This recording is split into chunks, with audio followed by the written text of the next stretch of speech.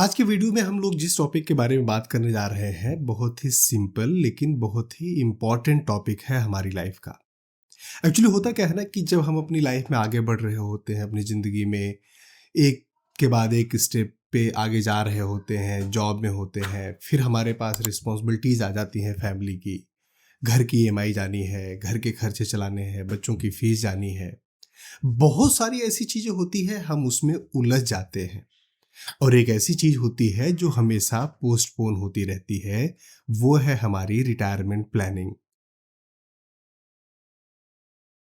अब सबसे पहले तो इंपॉर्टेंट यही है, रिटायरमेंट प्लानिंग करनी क्यों है। रिटायरमेंट प्लानिंग इसलिए करनी है क्योंकि एक दिन आप रिटायर हो जाएंगे। एक दिन ऐसा समय आएगा जब आप काम करने लायक नहीं रहेंगे।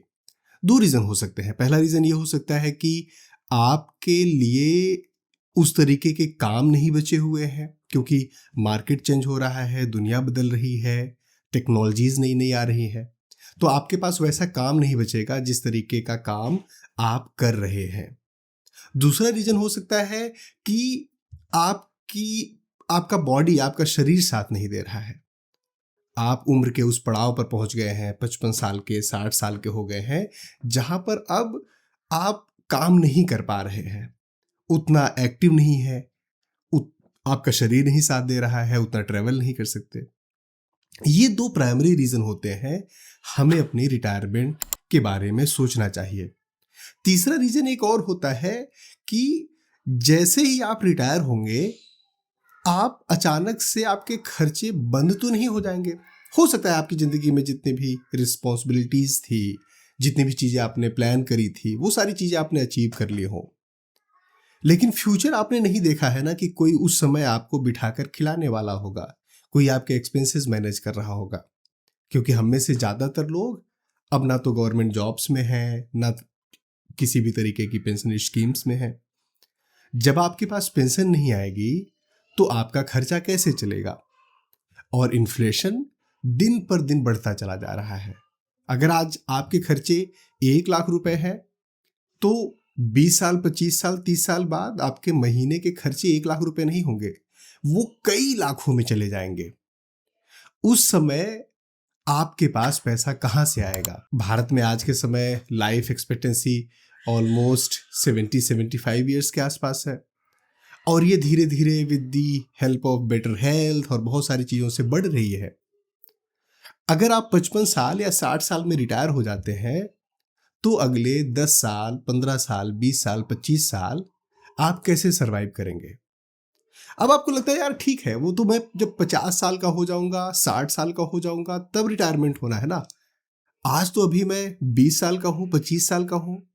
आज की डेट से ही मैं टेंशन क्यों लूँ, मैं क्यों अपने ऊपर स्ट्रेस लूँ कि यार जिंदगी में इतनी सारी समस्याएं चल रही हैं, मैं रिटायरमेंट के बारे में भी सोचूं।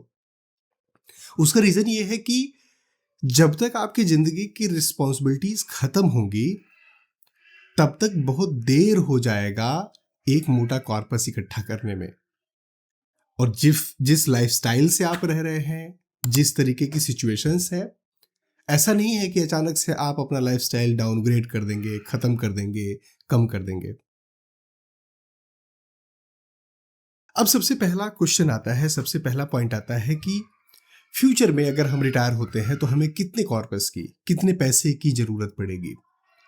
तो उसका सिंपल कैलकुलेशन का फॉर्मूला है कि आप ये चेक करो कि अभी ऑन एन एवरेज इन्फ्लेशन क्या चल रहा है और लगभग कितने आपके महीने के खर्चे होंगे। मैं मान के चल रहा हूं कि अगर आज की डेट में आपके हर महीने के खर्चे 50,000 रुपए हुए, और भारत में अप्रोक्सीमेटली 6 to 7% के आसपास इन्फ्लेशन रेट रहता है, तो 20 साल बाद, मतलब आज अगर आप 40 साल के हैं, 35 साल के हैं, तो जब आप 55 साल के या 60 साल के होंगे और उस समय रिटायरमेंट लेना चाहेंगे, 20 साल के बाद वो मंथली रिक्वायरमेंट वही चीज़ें खरीदने के लिए, मतलब अगर 50,000 रुपए में जो जो चीज़ें आप कर रहे हैं, खरीद रहे हैं, उतनी ही ज़रूरतें हुई, उससे ज़्यादा ज़रूरत नहीं हुई, तो वो वैल्यू हो जाएगी 1,93,000 रुपए। आज आपकी ज़रूरतें पूरी हो जा रही हैं 50,000 रुपए में, लेकिन 20 साल बाद आपकी ज़रूरतें पूरी होंगी 1,93,000 रुपए में। और ये तो मैं आज आपके जो बेसिक खर्चे हैं, नेसेसिटीज हैं, मैं उसके हिसाब से कैलकुलेट करके आपको बता रहा हूँ। मैं आपको ये बता भी नहीं रहा हूँ कि उस समय आपके खर्चे और बढ़ जाएंगे, क्योंकि उस समय आपके मेडिकल बिल्स बढ़ जाएंगे। उस समय आपको लग रहा होगा कि यार अभी तो और भी लाइबिलिटीज है, अभी तो मैं बच्चे की फी दे रहा हूँ, अभी तो मैं घर के कई लोगों का खर्चा चला रहा हूँ। उस समय बहुत सारे अनएक्सपेक्टेड खर्चे आपके बढ़ जाएंगे, स्पेसिफिकली मेडिकल, दवाइयाँ और लाइफस्टाइल, ये चीजें बढ़ जाएंगी। आज सोचो कि क्या आज से 15 साल पहले, 20 साल पहले जितने रुपए, जितने पैसों की जरूरत होती थी, जितनी चीजों की जरूरत होती थी, जितने सामान की जरूरत होती थी, क्या केवल उतने सामान या उतने रुपए की जरूरत आज भी होती है? नहीं। 20 साल में बहुत सारी ऐसी चीजें हैं जो आज हमारी बेसिक नेसेसिटी बन चुकी हैं। जैसे 20-25 साल पहले जो लोग बी टाउन सिटीज में रहते थे, वो बिजली का बहुत ज्यादा यूज नहीं करते थे। प्रॉब्ली उनके घर में फ्रिज और एक सेमी ऑटोमेटिक वॉशिंग मशीन, ये दो चीजें होती थी। आज आपके घर में कितने सारे गैजेट्स हैं? ज्यादा है ना, काफी सारे हैं ना, मल्टीपल गैजेट्स है ना। और अगर आप देखो तो आज से 20 साल पहले, 25 साल पहले लोगों को फोन की जरूरत नहीं होती थी, लोगों के पास स्मार्टफोन्स नहीं हुआ करते थे। आज आपके पास स्मार्टफोन है। अगले 20 से 25 साल में क्या दुनिया नहीं बदलेगी? बहुत ज्यादा बदल जाएगी, और शायद बहुत सारी ऐसी चीजें होंगी जो फ्यूचर में आएंगी और आपके लाइफ की नेसेसिटी बन जाएंगी। तो ये जो मैं अमाउंट आपको बता रहा हूं कैलकुलेट करके, 1,93,000 रुपए, प्रॉब्ली ये भी कम पड़ेंगे उस समय। प्रॉब्ली बहुत सारी ऐसी चीजें होंगी, एक्सपेंसेस होंगे जहां पर आपको और पैसे की जरूरत पड़ेगी। अब ये 2.5 लाख रुपए, 3 लाख रुपए एक महीने के खर्चे, और अगर हम मानते हैं कि आप बिल्कुल सामान्य नॉर्मल सी जिंदगी जिएंगे, तो भी कम से कम 1,93,000 रुपए हर महीने। अब 1,93,000 रुपए आपके एक महीने के खर्चे हैं। साल भर में ये खर्चे हो जाएंगे 23,16,000 रुपए। और अगर आप 10 साल जिंदा रहते हैं तो करीब 2,31,00,000 रुपए। अब ये 2,31,00,000 रुपए कहां से आएंगे? और ऐसा तो नहीं है कि जितनी जरूरत आपको 20 साल के स्टार्टिंग में हर महीने पड़ रही होगी, 10 साल बाद भी उतनी जरूरत पड़ रही होगी, क्योंकि इन्फ्लेशन तो उसके बाद भी बढ़ रहा होगा ना। चीजें तो उसके बाद भी आगे इवॉल्व हो रही होंगी, दुनिया बदल रही होगी, चीजें आगे जा रही होंगी। तो ये 2,31,00,000 रुपए भी आपको नहीं चाहिए होंगे, प्रॉब्लम इससे ज्यादा रुपए चाहिए होंगे। और यहीं पर हमें यह समझना पड़ता है कि हमें कितने रिटायरमेंट फंड की जरूरत है, कितने पैसे की जरूरत होगी रिटायरमेंट के समय। तो ऑन एन एवरेज ये मान के चलना कि आज आपकी जितनी सैलरी है, पहले उसका फ्यूचर वैल्यू कैलकुलेट करो कि उसकी फ्यूचर वैल्यू कितनी होगी। जितना फ्यूचर वैल्यू आ रहा है उसका 20 टाइम तो मिनिमम आपके पास होना चाहिए। तो आज उनके लिए जिनकी सैलरी 50,000 रुपए, सैलरी नहीं, मैं एक्सपेंसेस की बात कर रहा हूँ, खर्चों की बात कर रहा हूँ, जिनके खर्चे 50,000 रुपए के आसपास है, उनके लिए 1,93,000 रुपए। और अगर हम उसको 20 से मल्टीप्लाई करते हैं तो 4,63,00,000 रुपए मिनिमम, इतना कॉर्पस तो आपको चाहिए ही चाहिए रिटायर होने के लिए। अगर आप इससे बेहतर बना लेते हैं तो और अच्छी बात है, इससे कम बना लेते हैं तो थोड़ा आपके लिए स्ट्रेसफुल रहेगा। मैं आपको ये डरा नहीं रहा हूं, मैं आपको ये रियलिटी बता रहा हूं।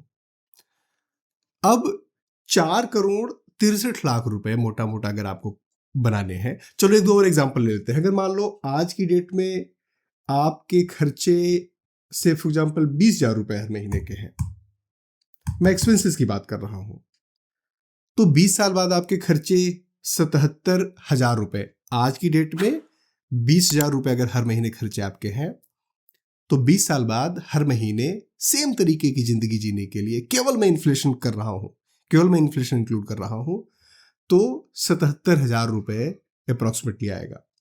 और अगर 77,000 रुपए एक महीने में आपको करने हैं तो फिर 12 महीने से मल्टीप्लाई करेंगे, मल्टीप्लाइड बाई 20 करेंगे, तो करीब 2.25 करोड़ आपको चाहिए। लेकिन उन लोगों के लिए जिनके खर्चे या एक्सपेंसेस आज के समय में करीब 1.25 लाख हैं, उनके लिए तो और चिंता की बात है। अगर आज आपका एक्सपेंस 1 लाख है, तो उस समय आपका एक्सपेंस करीब 3,86,000 होगा। 3,86,000 हर महीने। और 3,86,000 हर महीने अगर हुआ, मैं साथ ही साथ कैलकुलेट भी करता चल रहा हूँ, 3,86,000 अगर, तो करीब आपको चाहिए होंगे 9,26,00,000 मतलब 3,86,000 मल्टीप्लाइड बाई 12 मल्टीप्लाइड बाई 20। तो इतना तो मोटा मोटा आपको रिटायरमेंट फंड के लिए बचाना ही पड़ेगा। अब जब रिटायरमेंट फंड की हम लोग बात कर रहे हैं, रिटायरमेंट फंड हमें बनाना है, तो मोटा मोटा उसके 3 स्टेजेस होते हैं, 3 स्टेप्स होते हैं। एक स्टेप में हम लोग बेस बनाने की बात करेंगे, दूसरे स्टेप में हम लोग जो जो नीडेड कॉर्पस है उसको बनाने की बात करेंगे, और तीसरे स्टेप में हम लोग किंग लाइक लाइफ बनाने की बात करेंगे। तो सबसे पहले बेस बनाने, नहीं उससे भी पहले, ये हम तीनों स्टेजेस समझने से पहले एक मोटा कैलकुलेशन करते हैं कि अगर मान जैसे मेरे एक्सपेंसेस हर महीने के 1 लाख तो मिनिमम है हर महीने, और इसमें कोई लंबा चौड़ा खर्चा नहीं जा रहा है। अब अगर 1 लाख आपका खर्चा आज के समय में है, तो 3,86,000 के आसपास हो रहा है। मान के चलते हैं कि 50,000 का ही एग्जाम्पल लेते हैं, 50,000 हर महीने आपका खर्चा है, तो 1,93,000 आपका है। और आपको टोटल पैसे बनाने हैं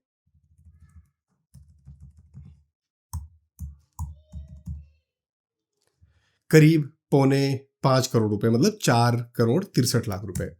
अब 4,63,00,000 बनाने के लिए हमें क्या करना पड़ेगा, कितना हर महीने का इन्वेस्टमेंट करना पड़ेगा। तो चलिए देखते हैं, 20 साल बाद की हम लोग बात कर रहे हैं। तो अगर आज आपकी उम्र 35 से 40 साल के आसपास है, और आप वही 65, 55 से 60 साल मतलब करीब 20 साल बाद रिटायर होना चाहते हैं, तो आपको करीब 35 से 40,000 हर महीने डालना पड़ेगा। 35 से 40,000 हर महीने डालना पड़ेगा।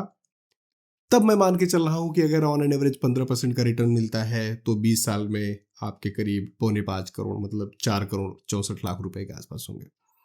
अब 35 लाख हर महीना डालना तो पॉसिबल ही नहीं है, क्योंकि अभी आपके और भी खर्चे हैं, लायबिलिटीज हैं। तो सबसे इंपॉर्टेंट होता है जितनी जल्दी आप स्टार्ट कर सकें। अगर यही आप 35 साल या 40 साल के हैं, उसके बजाय अगर आप 30 साल में स्टार्ट करते, तो ये काम आपका 20,000 के आसपास में हो जाता। और अगर मान लीजिए आप जब 25 साल के थे तब करते, तो आपको 35 साल का टाइम होराइजन मिलता। और 35 साल के टाइम होराइजन के लिए अगर हर महीने आप 5,000 डालते, तो वहां से भी आपका काम हो जाता। आपको डिफरेंस दिख रहा है? 5,000 अगर हर महीने में डालता 25 साल का जब था, तो भी मेरे वो 5 करोड़ के आसपास पहुंच जाते। और आज जब मैं 35 साल का हूं, तो मुझे हर महीने 35 से 40,000 डालने पड़ेंगे सेम कॉर्पस पर पहुंचने के लिए। अब हम एक बेसिक जो स्टेप होता है, जो प्लानिंग होती है, उसकी बात करते हैं। जब भी हम लोग रिटायरमेंट फंड की बात कर रहे हैं, देखो हमें कुछ अमाउंट तो मिनिमम बेस की तरीके से तैयार करके रखना चाहिए। उसके लिए हम लोग बहुत ज्यादा रिस्क नहीं लेंगे, उसके लिए हम लोग बहुत ज्यादा एग्रेसिव इन्वेस्टमेंट पर नहीं जाएंगे। बहुत ही सिंपल और अच्छा ऑप्शन है ईपीएफ और पीपीएफ। ईपीएफ जो, अगर आप कहीं पर जॉब करते हैं तो जो आपका पीएफ कटता है, उसे ईपीएफ बोलते हैं। और एक उसका सब्स्टिट्यूट है या उसके एडिशन में भी आप कर सकते हैं पीपीएफ, पब्लिक प्रोविडेंट फंड, ये आप खुद से अकाउंट ओपन कर सकते हैं। मतलब आप अब इंडिविजुअल अकाउंट ओपन कर सकते हैं आज के समय में। मतलब आप नॉर्मल लॉगिन करके और ऑनलाइन भी अकाउंट ओपन हो जाता है। इसमें कुछ पैसे, चाहे आप 500 रुपए डाल रहे हैं, चाहे 1000 रुपए डाल रहे हैं, आपको लगातार डालते रहना है। पता है सबसे बेहतरीन बेनिफिट क्या है इसका? एक तो पीपीएफ से पैसे नहीं निकल पाते, 15 साल का लॉक इन होता है। और इसका बेनिफिट ये होता है कि आपके वो पैसे पड़े रहते हैं, आप परेशानी में भी, इमरजेंसी में भी नहीं विड्रॉ करते। मैं अपना खुद का एग्जांपल देता हूं। मैंने 19 के आसपास काफ़ी सारे डेट्स हो गए थे मेरे पास, 2019 के आसपास, ठीक है। बट एक बहुत अच्छी चीज़ हुई कि मैंने पीपीएफ बहुत टाइम से ओपन किया हुआ था, और शुरू में उसमें काफ़ी ज़्यादा पैसे डालता था, फिर थोड़ा कम पैसे डालता था। लेकिन जब डेट हुआ तो मैंने अपने सारे म्यूचुअल फंड तोड़े, सारे जितने शेयर मार्केट में पैसे डाले थे वो तोड़े। जहां जहां पर भी इन्वेस्टमेंट मैंने कर रखा था, हर जगह से मैंने इन्वेस्टमेंट अपना निकाल लिया। केवल 2 जगह से पैसे मैंने नहीं निकाले। क्यों? क्योंकि वहां पर निकालने का ऑप्शन ही नहीं था, मैं निकाल ही नहीं पा रहा था। पहली जगह थी पीपीएफ। पीपीएफ से पैसे निकल नहीं पा रहे थे तो मैंने नहीं निकाला। और आज की डेट में मैं जब 2026 में खड़ा हूं, वो पीपीएफ वाले पैसे मेरे अभी भी बचे हुए हैं, करीब 8 लाख रुपए। And that is the foundation. दूसरा, मैं एनपीएस में पैसे डालता था, नेशनल पेंशन स्कीम। हालांकि मैं डालता एक अलग पर्पज से था। उसका पर्पज ये था कि टैक्स करता था, तो मैं टैक्स बचाने के लिए उसमें 50,000 हर साल डालता था। तो वो पैसे करीब 4 या 5 लाख रुपए के आसपास, या शायद 6 लाख रुपए के आसपास, बट वो पैसे पड़े हुए हैं। तो ये दोनों पैसे जो मैं नहीं निकाल पाता था, आज की डेट में, हालांकि अब मेरे पास और भी बहुत सारे इन्वेस्टमेंट्स है, और भी बहुत सारा कॉर्पस दूसरी दूसरी जगहों पर है, दूसरे शेयर्स में है, म्यूचुअल फंड्स में है, बट वो मेरा बेस बना हुआ है। तो किसी को भी, हर एक इंसान को जो एम्प्लॉयड है, सैलरीड है, उसको हर महीने पैसे डालने ही डालने चाहिए। उसको हर महीने पैसे उसमें कंट्रीब्यूट करने ही करने चाहिए। और वो बहुत इंपॉर्टेंट है, क्योंकि एक तो वो गवर्नमेंट बैंक्ड होता है, तो गारंटीड रिटर्न है, और उससे आप पीपीएफ से पैसे विड्रॉ भी नहीं कर सकते। तो ये भी एक मजबूरी में ही आपकी बचत हो जाती है। दूसरा ऑप्शन है, सबको, किसी को, जो भी सैलरीड लोग हैं, जो भी हर महीने जिसकी फिक्स सैलरी आती है, उसको एसआईपी करना ही है। अब चाहे आप इंडेक्स फंड में कर रहे हैं, चाहे लार्ज कैप में कर रहे हैं, थोड़ा और ज़्यादा रिस्क ले सकते हैं तो मिड कैप में कर सकते हैं। ये जैसे मैं ठीक ठाक रिस्क ले लेता हूँ, तो मैंने जब भी म्यूचुअल फंड में पैसे डाले हैं, मैंने हमेशा या तो फ्लेक्सी कैप या स्मॉल कैप में पैसे डाले हैं। उसका बेनिफिट ये होता है कि आपको अच्छा रिटर्न देता है, हालांकि वो रिस्क भी है। जब जब मार्केट गिरता है तो उनका जो रिटर्न है नेगेटिव में आ जाता है स्पेसिफिक पीरियड ऑफ टाइम का। बट ओवरऑल, क्योंकि मैं लॉन्ग टर्म सोच रहा हूं ना, तो जब मैंने 2021 के आसपास से दोबारा से इन्वेस्टमेंट स्टार्ट करी, 19 में ये निकालने के बाद, सारे पैसे खर्च करने के बाद, अभी 5 से 6 साल हो गए हैं, और फिर से वो ठीक ठाक कॉर्पस मेरा हो गया है म्यूचुअल फंड में, एसआईपीज में। बट वो मेरे सारे इन्वेस्टमेंट स्मॉल कैप्स में है, फ्लेक्सी कैप्स में है, विच इज ओके। आप अगर लार्ज कैप में करना चाहते हैं, मिड कैप में करना चाहते हैं, दैट इज कंप्लीटली फाइन। और जब जब आपकी इनकम बढ़ती है, सैलरी बढ़ती है, तो आप इसमें थोड़ा थोड़ा अमाउंट बढ़ाते जाएंगे, थोड़ा थोड़ा अमाउंट बढ़ाते जाएंगे। आपकी सैलरी 50,000 रुपए है, आप 5,000 रुपए इसमें डाल रहे हैं, आपकी सैलरी 60,000 रुपए हो गई, तो 6,000 रुपए डालना शुरू करिए। मैं ये नहीं कह रहा हूं कि 10,000 रुपए आपकी सैलरी बढ़ी तो पूरी की पूरी सैलरी 10,000 इसमें डाल देना रिटायरमेंट प्लानिंग में, नहीं। जिंदगी के सारे आयाम को, सारे डायमेंशंस को आपको साथ में लेकर चलना है। तो यहां पर मैंने एसआईपी में पैसे बढ़ाए। और तीसरा स्टेप है, तीसरी चीज है जो मैं हमेशा बोलता हूं कि अगर आपने ये किया तो आप किंग लाइक जिंदगी जिएंगे जब आपका रिटायरमेंट आएगा। वो है अपनी इनकम बढ़ाने पर फोकस करना। रिटायरमेंट की प्लानिंग के लिए इनकम बढ़ाने पर फोकस करना बहुत इंपॉर्टेंट है। सबसे पहले आप अपनी स्किल्स को इंप्रूव करिए, जॉब स्विच कर सकते हैं तो करिए। जहां से भी जितनी भी अपॉर्चुनिटी आप जिंदगी में ग्रैब कर सकते हैं अपनी इनकम को इंक्रीज करने का, आपको अपनी इनकम इंक्रीज करने पर जरूर ध्यान देना चाहिए। अब बहुत सारे लोगों का, हालांकि टॉपिक नहीं है बट मैं बता रहा हूं कि बहुत सारे लोगों का ये क्वेश्चन होगा कि यार इनकम बढ़ाना इतना आसान है क्या? हाँ, इनकम बढ़ाना एक्चुअली आसान है। कम से कम एक ठीक ठाक रेशियो में इनकम बढ़ाना तो वाकई बहुत आसान है। ज्यादातर लोग इसलिए नहीं कर पाते क्योंकि वो आलसी होते हैं। ज्यादातर लोग इसलिए नहीं कर पाते क्योंकि कॉमन सेंस नहीं यूज करते। देखो, 2-3 चीजें हैं जो इनकम बढ़ाने में आपको बहुत ज्यादा हेल्प करेंगे। पहली, हमेशा अपनी स्किल्स को अपग्रेड करिए। अब आज के समय में मैं बहुत सारे ऐसे काम हैं जो एआई की हेल्प से करता हूं। इसके पहले एक्सेल मेरे लिए एक बहुत फैंटास्टिक टूल था जो मुझे मेरे बाकी कलीग से, मेरे बाकी पीयर से अलग करता था, बेटर करता था मुझे। पीपीटीज बनाना, अब वो चीजें ऑब्सोल्यूट हो रही हैं। मैं कंटिन्यूअस लर्निंग में बिलीव करता हूं।